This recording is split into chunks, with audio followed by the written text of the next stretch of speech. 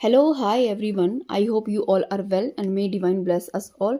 My dear friends, my dear masters, हम कर रहे हैं श्रीमद् भगवत गीता बिल्कुल शॉर्ट में उसको समझने का प्रयास कर रहे हैं। और ये प्रयास जो हमारा आ पहुंचा है हमारे सेकंड चैप्टर द्वितीय अध्याय में, जिसमें पहली बार भगवान श्री कृष्ण कुछ कहते हैं। अभी तक जो इससे पहले था वो अर्जुन विषाद योग, जिसमें केवल अर्जुन अपनी एंग्जाइटी, अपने अंदर की जो भी थिंग्स थी उनको लाग लपेट के, उनको मास्क करके भगवान जी को बता रहे थे। तो अब पहली बार भगवान जी उसके डाउट को क्लियर करने का काम कर रहे हैं। तो दूसरे अध्याय का दूसरा श्लोक है, तो वो है कि भगवान जी कहते हैं कि अर्जुन, हे अर्जुन, तुझे इस असमय में ये मोह किस हेतु प्राप्त हुआ है, क्योंकि ना तो ये श्रेष्ठ पुरुषों द्वारा आचरित है, न स्वर्ग को देने वाला है और न कीर्ति कराने वाला ही है। देखो, इसमें भगवान जी पहली बार अर्जुन को कहते हैं कि हे अर्जुन, ये असमय मोह, असमय मतलब ये अभी टाइम नहीं है मोह करने का। देखिए क्या होता है ना मास्टर्स, अपनी लाइफ में हमें कुछ डिसीजन, कोई पर्टिकुलर डिसीजन लेने से पहले करने होते हैं, राइट। जब आप कुछ लाइफ में डिसाइड करते हो कोई काम करने के लिए, जब आपने डिसाइड कर लिया और आप उस काम को करते करते, सपोज करो आपने वो उस काम को करने के लिए आधी मेहनत आपने कर ली है ना, तो फिर बीच में अगर आप उस काम को छोड़ोगे तो फिर आप सेकंड काम शुरू करोगे, फिर सेकंड काम करते करते आप उसको आधे में छोड़ दोगे, थर्ड पकड़ोगे, तो इस तरह से आप कभी भी अपनी मंजिल तक नहीं पहुंच पाओगे, राइट। तो इसीलिए आपको कौन सा काम शुरू करना है, उस काम को शुरू करने से पहले आपको ये डिसाइड करना है कि क्या आपके लिए ये जो काम आप करने जा रहे हैं ये बेनिफिट है भी है या नहीं है। ये जो आप डिसीजन लेने जा रहे हो अपनी लाइफ के बारे में, ये आपके लिए बेनिफिटेड है या नहीं है, लॉन्ग टर्म में आप इस डिसीजन पे टिके रह पाओगे या नहीं रह पाओगे, ये आपको डिसाइड करना है एक पर्टिकुलर डिसीजन लेने से पहले, राइट। लेकिन जब आपने डिसीजन ले लिया और उस डिसीजन को लेने के बाद उस डिसीजन पे अपने उस पे काम करना शुरू कर दिया, फिर जब काम करते करते आप आधे रास्ते तक आ गए हैं ना, तो भगवान जी कहते हैं कि फिर आपको वापस नहीं मुड़ना है। अगर उस समय अगर आप ये सोचने लगो कि यार ओफो, मेरा डिसीजन गलत हो गया था यार, ये मैंने क्या कर दिया, और आप ऑलरेडी बहुत सारा टाइम वेस्ट कर चुके हो उस काम को करने के लिए, तो भगवान जी कहते हैं कि जब टाइम वेस्ट कर लिया है तो उसको फिर कंप्लीट करो, टास्क को कंप्लीट करो, उसको बीच में मत छोड़ो। अब यहाँ पे वो क्या, अर्जुन जी क्या कर रहे हैं कि भाई मुझे युद्ध नहीं करना। अब युद्ध का डिसीजन वो ले चुके हैं, उससे पहले वो 100 तरह की तैयारियां कर चुके हैं, बहुत सारे वनवास में जाके तरह तरह की तपस्याएं कर चुके हैं, पूरे भारतवर्ष के राजाओं को इकट्ठा कर चुके हैं। यानी वो अपने जो उन्होंने डिसाइड किया था कि मैं युद्ध करूंगा, युद्ध के लिए उन्होंने बहुत सारी मेहनत कर ली, बहुत सारा टाइम वेस्ट भी कर लिया। अपनी लाइफ का आधा टाइम पीरियड जो था वो उस युद्ध की प्रिपरेशन में उन्होंने वेस्ट कर दिया। 13 साल एक बार वनवास, 13 साल एक बार वनवास, अपना राज्य तक खोया उन्होंने। और उसके बाद इतनी प्रिपरेशन करने के बाद पूरे भारतवर्ष के जो राजाओं में घूम घूम के अपने लिए एक सेना तैयार की, उनको विश्वास में लिया, और अब मेन जब युद्ध क्षेत्र में खड़े हैं तो अर्जुन जी कह रहे हैं कि मुझे युद्ध नहीं करना है। तो भगवान कह रहे हैं कि ये असमय मोह क्यों उत्पन्न हुआ भाई। मोह करना था तो तुमने वो पहले करना था, तुमने सोचना था कि मुझे युद्ध नहीं करना है, तो तुमने प्रिपरेशन नहीं करनी थी। तुम अभी तक ज्ञान भक्ति सन्यासी हो जाते, कब का तुम ज्ञान प्राप्त कर लेते। लेकिन जब तुमने डिसाइड किया कि मुझे युद्ध करना है तो अब युद्ध करना ही पड़ेगा, क्योंकि अब वो स्थिति नहीं है कि तुम युद्ध क्षेत्र को भाग के जा सको, राइट। तो इसलिए वो असमय मोह का प्रयोग, शब्द का प्रयोग कर रहे हैं भगवान जी। भगवान जी कह रहे हैं कि असमय मोह तुम्हें क्यों प्राप्त हुआ है, क्योंकि ना तो ये श्रेष्ठ पुरुषों द्वारा आचरित है, न स्वर्ग को देने वाला है और न कीर्ति को करने वाला है। अब यहाँ पे वर्ड आया है श्रेष्ठ पुरुष। देखिए यहाँ पे पुरुष का अर्थ है ज्ञानी, नॉलेजेबल पर्सन। तो अर्जुन कोई ऐसे तो नहीं थे कि छोटे मोटे वो थे, है ना। वो एक हाईली इंटेलेक्चुअल और नॉलेजेबल पर्सन थे, बहुत वीर योद्धा थे वो, जिनके साथ स्वयं कृष्ण खड़े हैं। तो आप सोचिए ना कि वो कोई नॉर्मल इंसान तो नहीं था, है ना। तो पुरुष शब्द का यहाँ पे अर्थ आप मेल मत लीजिए, पुरुष का अर्थ है ज्ञानी, जो नॉलेजेबल है, राइट।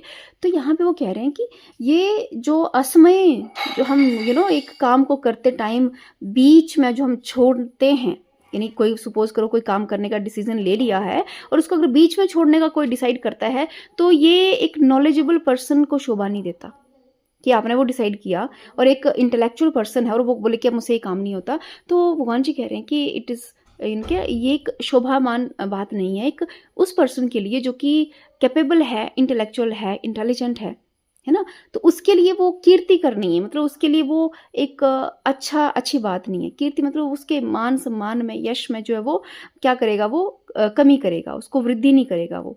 क्योंकि कैपेबिलिटी है ना, अगर कैपेबिलिटी नहीं होती तो आप डिसीज़न ही नहीं लेते युद्ध करने का, लेकिन क्योंकि आपको अपने अंदर की एबिलिटी का पता था, आपने डिसीज़न लिया, बहुत सारी प्रिपरेशन की और अब आप उसे क्विट नहीं कर सकते।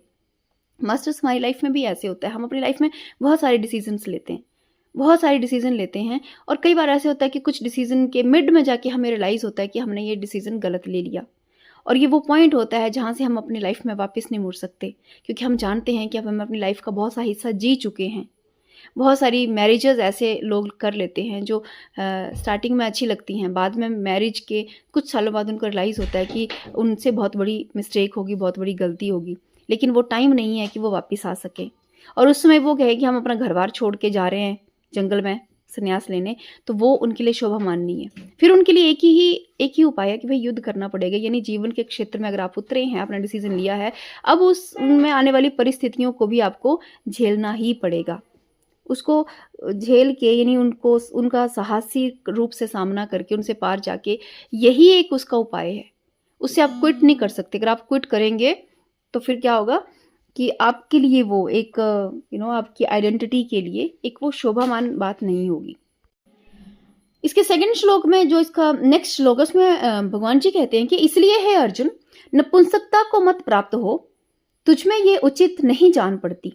हे परंतप हृदय की तुच्छ दुर्बलता को त्याग कर युद्ध के लिए खड़ा हो जा।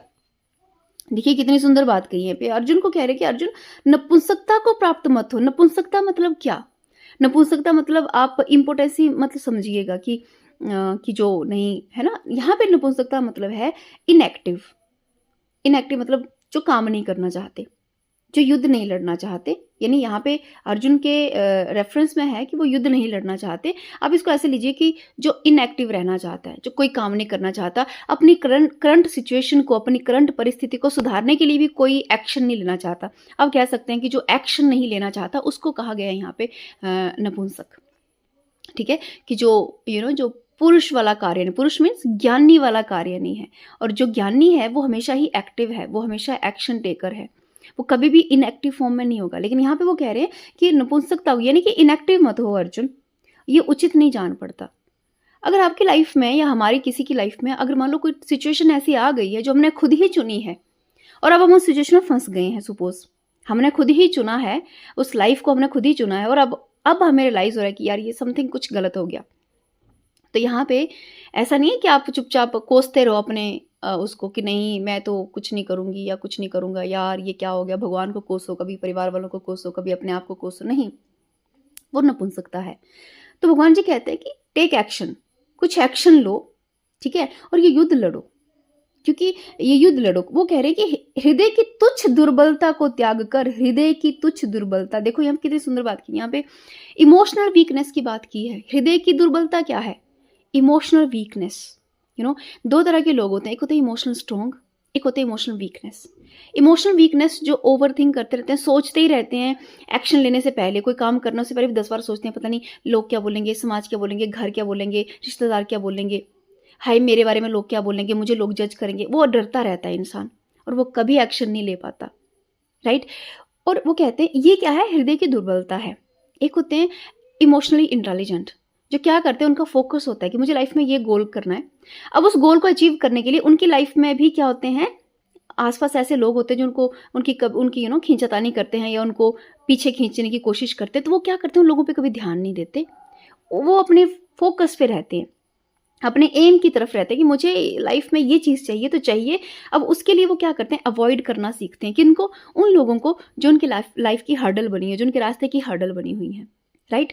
तो जो लोग अपने आसपास के उन लोगों को अवॉइड नहीं कर सकते, हम कहते हैं वो इमोशनली वीक पर्सन है, क्योंकि वो उनमें उलझ जाते हैं, उनके दिए हुए, उनकी कही बातों में, किसी ने आपको कुछ कह दिया, आप 4 दिन सोचे जा रहे हो, तो 4 दिन आप इनएक्टिव फॉर्म में हो ना, जो आपको करना चाहिए अपनी लाइफ को प्रोग्रेस में लाने के लिए वो तो आप नहीं कर रहे, आप क्या कर रहे हो? ओवरथिंक करके बैठ के सोचो, हाय उसने मुझे ऐसे कहा, हाय उसने मुझे ऐसे कहा, है ना? तो आप इनएक्टिव फॉर्म में चले गए।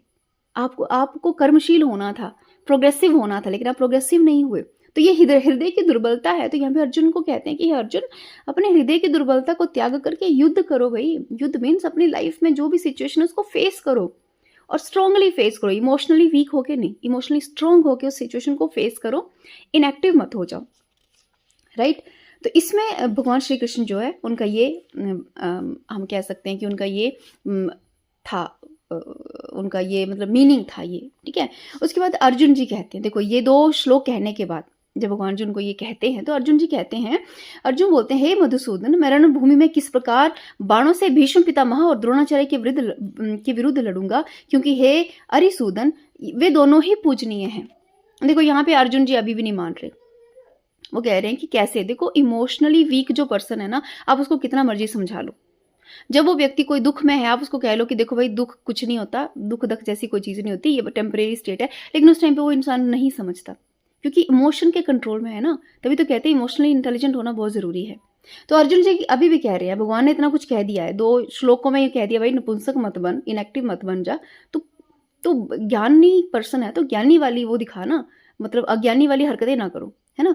तो लेकिन यहाँ पे अर्जुन जी कह रहे हैं कि नहीं, कि मैं कैसे मारूंगा भाई, मैं अपने पितामह को और अपने गुरु पे कैसे हथियार चला सकता हूँ? हथियार गुरु और पितामह, पितामह मीन्स आपके दादा, यानी आपकी जनरेशनल वूंड, आपके अंदर जितने भी जनरेशनल वूंड हैं, जो आपको जनरेशन टू जनरेशन आए हैं, जो भी इमोशनली अनस्टेबल पर्सन है ना, maximum emotion same emotional unstability उनके पेरेंट्स में भी होती है, उनके पेरेंट्स में भी होती है, यानी जनरेशनल चलती है। आप में से बहुत से ऐसे लोग हैं जो जनरेशनल वूंड्स के बारे में जानते हैं। तो यहाँ पे आपको जनरेशनल वूंड, यानी अर्जुन जी कह रहे हैं कि भाई कैसे, मैं कैसे त्याग सकता हूँ? मेरी माँ ने तो सिखाया है मुझे कि घर से बाहर पैर मत रखना, तुम एक स्त्री हो। मैं कैसे अपनी माँ की बात को त्याग कर सकती हूँ? मुझे मेरे दादा ने सिखाया है, लेकिन कि मैं कैसे करूँ? लेकिन यहाँ पे भाई इमोशंस के भव सागर से पार जाना है ना, तो अपने अपने उन जनरेशन के उन वुंड्स को, उन जनरेशन की उन कंडीशनिंग को तोड़ना पड़ेगा। तो अर्जुन जी इसके लिए तैयार नहीं। वो कहते हैं कि मैं अपने गुरु पे, यानी अपने गुरु के द्वारा दी गई, यानी कंडीशनिंग की बात हो रही है यहाँ पे, मेटाफोर हैं सारे के सारे, राइट? तो उनके विरुद्ध वो जाने को तैयार नहीं है। तो वो कहते हैं कि इसलिए हे महानुभाव गुरुजनों को मैं न मारकर मैं इस लोक में भिक्षा का अन्न भी खाना कल्याणकार समझता हूँ, क्योंकि गुरुजनों को मारकर भी इस लोक से मैं रुधिर से सने हुए अर्थ और कामरूप भोगों का को ही तो भोगूंगा। वो कह रहे हैं कि अर्जुन जी कह रहे हैं, देखो मैं भीख मांग लूंगा, मैं भिक्षा प्राप्त कर लूंगा, लेकिन मैं इनके अंगेस्ट नहीं जाऊंगा। समटाइम हम लोग भी ऐसे करते हैं।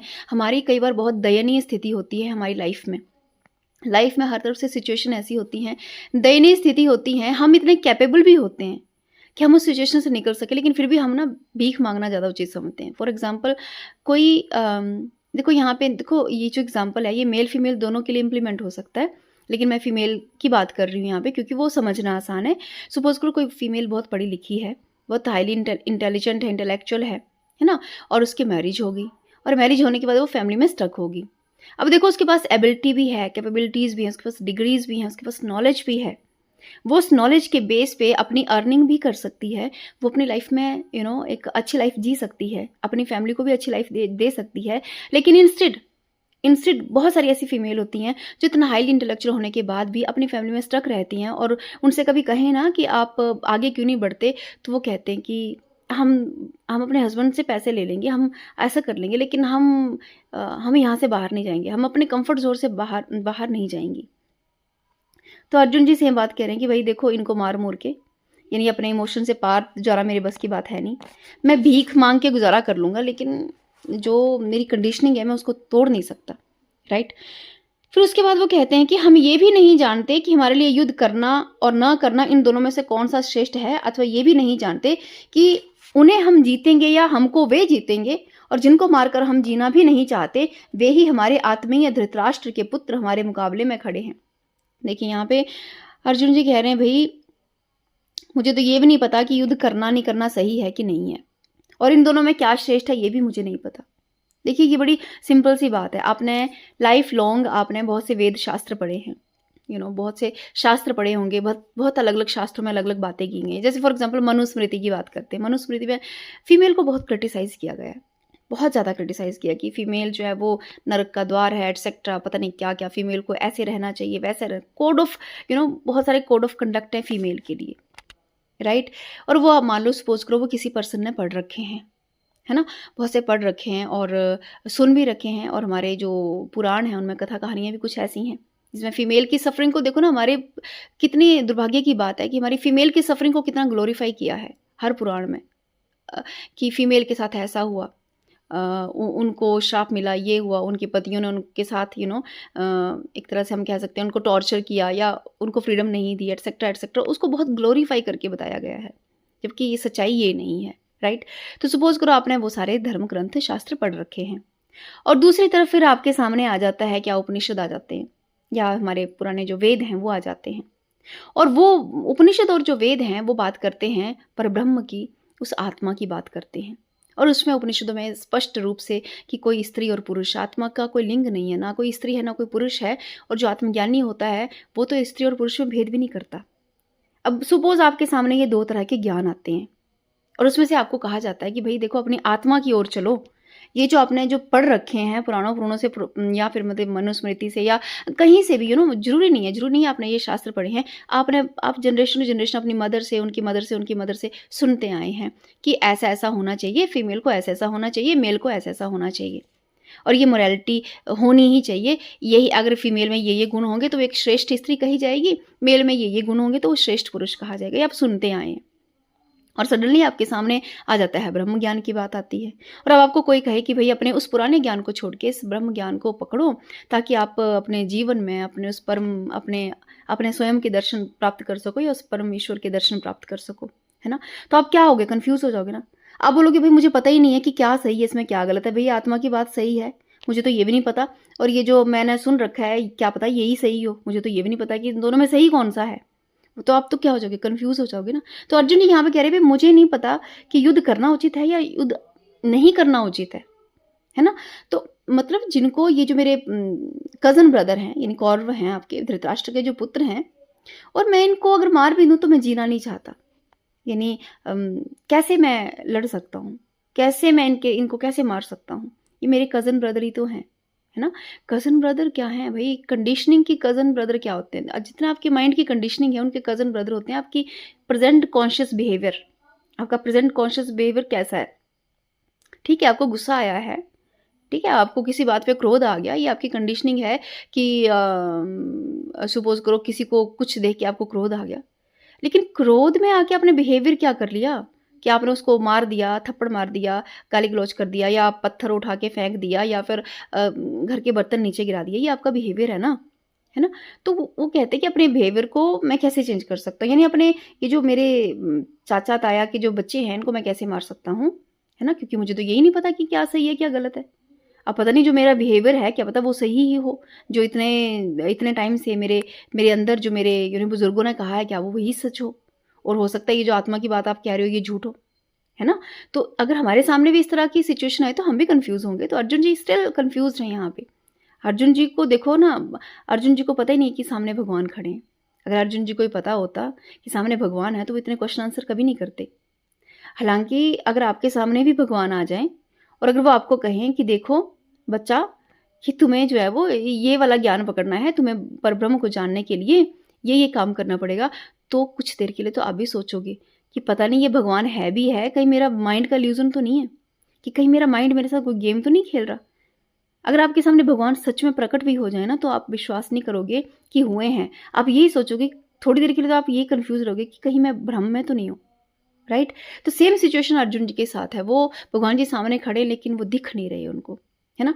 इस तरह से ये जो अर्जुन जी है ना, ये पूरे आर्ग्यूमेंट करते हैं, ठीक है?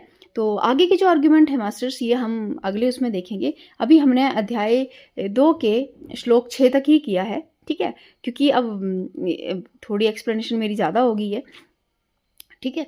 तो श्लोक 6 तक ही हुआ है, बाकी जो आगे के श्लोक हैं वो हम नेक्स्ट वीडियो में कवर करेंगे। तब तक के लिए thank you so much masters.